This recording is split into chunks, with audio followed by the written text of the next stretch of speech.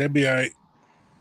All right. Hello. Welcome in. It's Birds of Feather Podcast. Boy, Q City. You know who I am. and we are here for a live react versus the Carolina Panthers. Um, just a quick point for the betting pod. Remember how we said we are either really right or really wrong? I would not be surprised at an 0-5 week for both of us, just to be honest with you. No, Yeah. you got Minnesota. How about them Browns? Yeah, you got Minnesota. That was just, bro. Before we get into any other game, this is a live react for the Falcons. But you see how I started talking about another game first and foremost because I don't even know if the Falcons played this game. To be honest with you, the defense did. The defense decided to play. I'm pretty sure Tuesday's pod I had some criticism for them after watching the film, but it's very hard to feel like they didn't come out and handle business. I think Penix's picks are going to look. I don't even think the picks. I think a lot of Penix's throws, film is not going to be kind to him.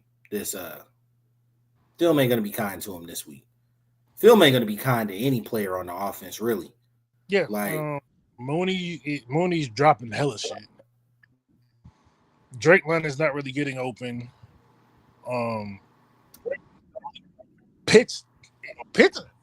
I don't really like. Again, I'll reassess back when I watch film, but I didn't have any issues with Pitts though, because Pitts, he just, yeah. I think he had like 3 catches. I think you may have hit your over 17.5 for longest reception. I think he only had 17, so I barely missed it. Oh, yeah, I know he had a longer catch. Like it was just so Panthers win 30-0. Could not have been more on the wrong side of this game. In the wrong side of thinking that the offense was coming out, in the wrong side of thinking that our defense was really going to pressure and take over the game like they did versus Minnesota. I'm just gonna call it how it is. Like the Carolina came up with a good game plan for our defense. They didn't hold the ball. They didn't allow it. Like they decided to operate in a quick pass offense because the best way to nullify a pass rush is to get the ball out of your hands quickly, and they did that. In the few times where they didn't get out quickly, Bryce Young was able to evade pressure to either get a first down, save a sack, or score a touchdown. And I think the other part that has to do with it is that you don't have to switch up your game plan at all when there is no pressure on you from the opposing offense to score, right? So like Carolina went through a pretty big lull in terms of, not being able to, it wasn't a whole bunch of 3 and outs, but it's not like they were zooming up and down the field, right? No. They were in field goal range, but just that's because of like some bad conversions by our offense, and we'll get to special teams in a minute here. But like, you have no reason to not do 3 yards in a cloud of dust, short, quick passing game, live with a field goal if there is literally nothing coming from the other side of the field.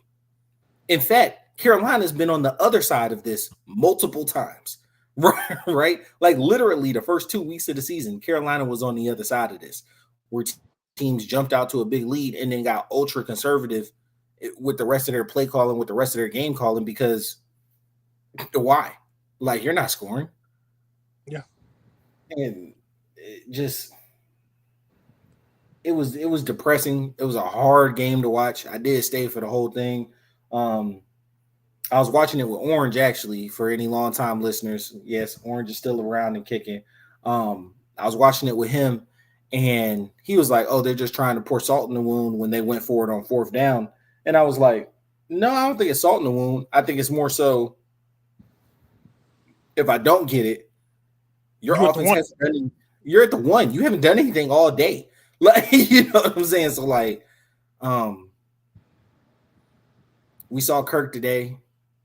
I know you were like, you didn't expect to see him. For me, it's very similar to Raheem last year in Denver, when we first saw Penix, where it was like, this game's over. It's no reason to leave your guys out there. Just go ahead. I understand that, but the thing is like the first time they only pulled him. They kept everyone else out there. Yeah, Drake, for that first series. Yeah. But that second series is everybody's gone. But my thing is, if you know you have a young quarterback, get him more reps. Why pull him up with 10 minutes after the game? Get him some reps. Get some 10 minutes in the game, but let him try to work through his issues. He's a young quarterback. Like, I think both of his picks were bad. I love Penix. Been super excited about him. Both of them were bad.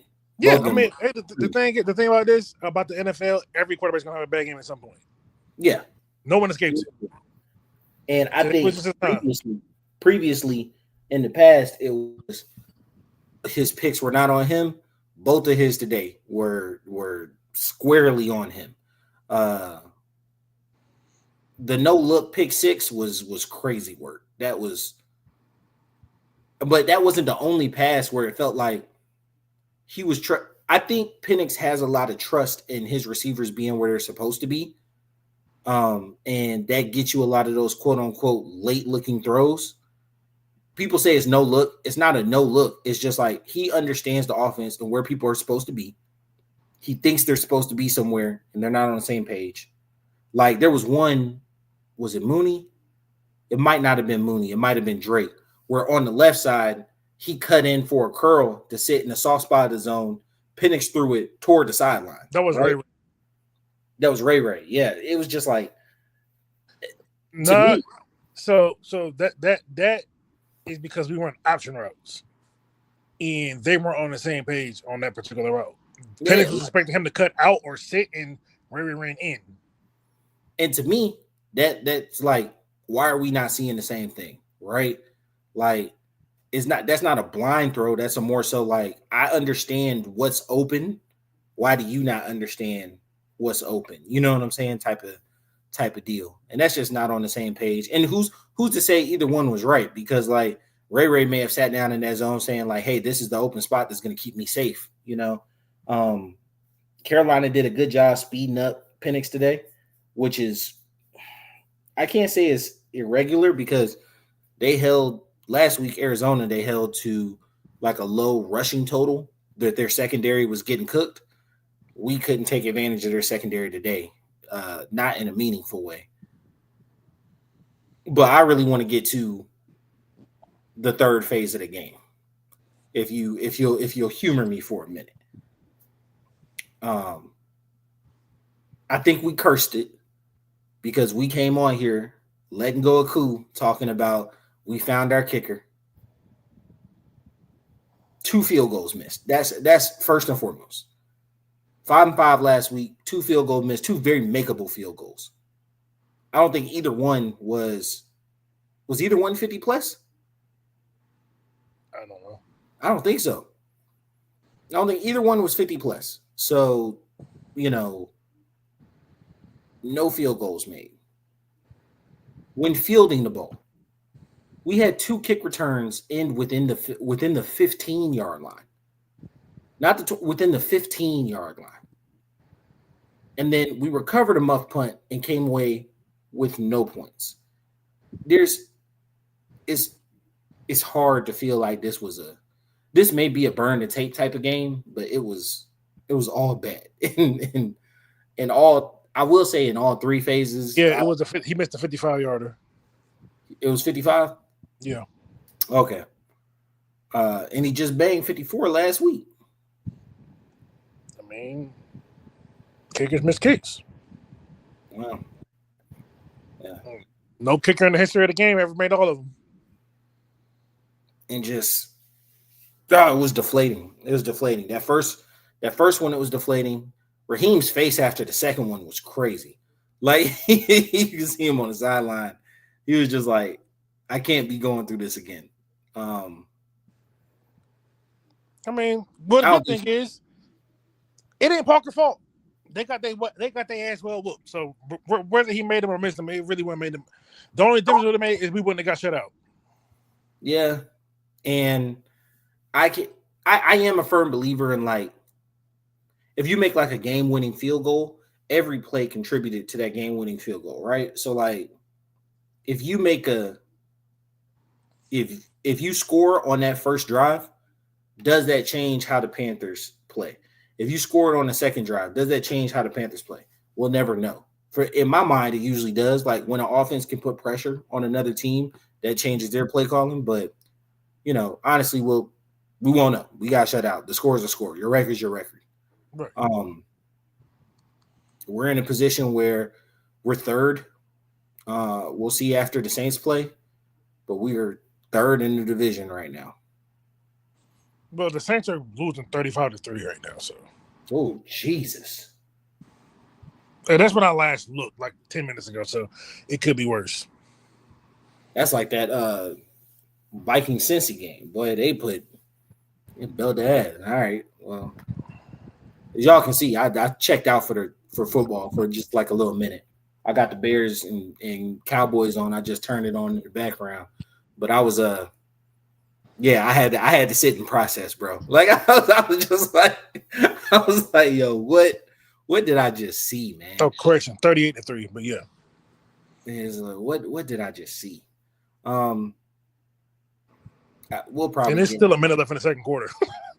I think I want to hear from our coaching staff, kind of what they saw and what they thought and whatnot. But the burning the timeouts in the first half type stuff, because we can't get play calls in. The some of the offensive play calling. I think Raheem was understandable about Jimmy Lake last year. He understood that he needed to change that and he needed to upgrade. I'm not calling for Zach Robinson's job, but I am saying through 3 weeks, this is not the best look for him right now.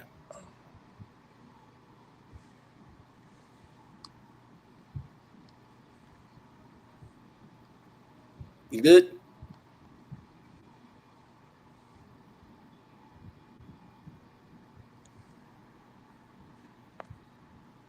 Make sure he ain't got no technical difficulties. I think he's going in and out. Okay, there we go. We're moving again. You good? Good? Can you hear? I don't know if Taj can hear or see. Yeah, all right. He probably gonna drop and come back.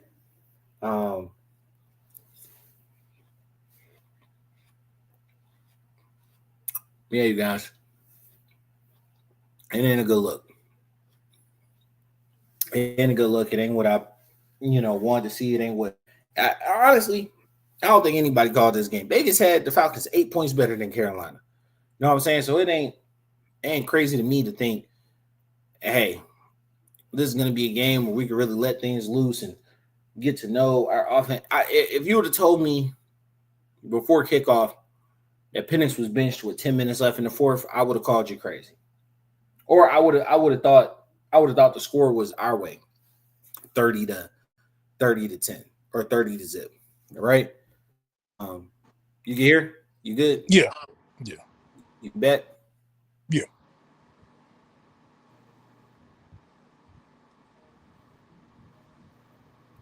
I was saying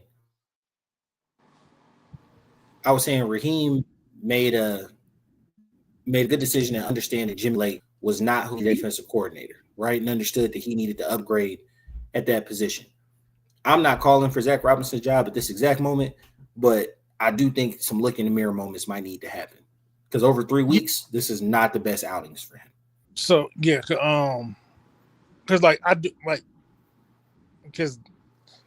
I'm not excusing Penix at all, but Zach Robinson is not really doing him any favors by getting the play calls in late so consistently. There's no reason why most of the time we're getting to the line with 10 seconds left, and then all the plays call for motions. So like Penix don't have any time to see what's going on with the defense, or even check out of something bad. Exactly. And one of the things that people raved about was his ability to command the huddle, command the line, and decipher quickly. Right. and then like medium and deep accuracy. Those were his like, oh, we love these traits about you. You're negating like 3 of those by him walking to the line at 12 seconds. Right. Because it's like the thing that pissed me off today was they called a timeout because they couldn't get the play in, and then they still had to take a penalty. Delay again. Because they couldn't get the play. Like, yeah, that's ridiculous. That is ridiculous. Now they're saying that Penix was having headset issues with the headset, but I could overlook it if it was only today. It happened last week too. It happened in the first game. We burnt a timeout in all 3 games in the first half. This game wasn't last week too in the first half. Last week did too, and so I think this week was 2 of them. And so that's my main thing is that we're consistently burning timeouts because we can't get people together. Just like, I mean, in the offense, it's a combination of a couple of things. Because, like, first and foremost, the offense didn't execute, but Zach Robinson also didn't put them in the best position to execute. However, I like Ray, but we need another receiver. I saw Sills come in late. No, but no, we need a legit receiver. No. I'm saying I saw Sills come in late. I didn't see Casey today. Casey didn't dress because he got a concussion still. Didn't see, and we haven't brought nobody up to my knowledge. So like, I don't know if the answer is on the roster. It's not. It might be Casey, but I don't. I think we need. I think we need something else. Yeah, it could. If very well could be Casey. If very well could be. But I need something more. Because I'm not gonna lie, Mooney had a pretty bad day as well today. Yeah. Like, you can't drop the ball. And it just overall, I don't think that Penix is having Penix every quarterback missed throws. So like people stop with the this is a Penix issue. No quarterback has never not missed a throw. It happens. It's part of the position. You're gonna miss. It's the human element of it. Now, Penix had his misses today, but he also had some stuff that should have been caught. Miscommunications. Yeah. So it's like as bad as Penix did play, it wasn't all on him. It wasn't. I wouldn't say it's all on any one person. I think Bijan kind of did it today, and people talk about you're abandoning the run, bro. You were down 20-0. Like, you cannot run the ball at that point in time. They honestly could have run the ball more than they did. A little earlier, yeah, but once you get to a certain point, you can't keep running the ball. Just is what it is. Just like, I feel like Zach Robinson's feel for the game is off sometimes, and it's easy to say that when like execution things happen, but like sometimes it's like you're running away from things that just worked. Like Bijan had 13 carries for 72 yards. Yeah, I was about to say Bijan was getting the yards today. He was Bijan put up his 3rd consecutive total yards of 100 yards game.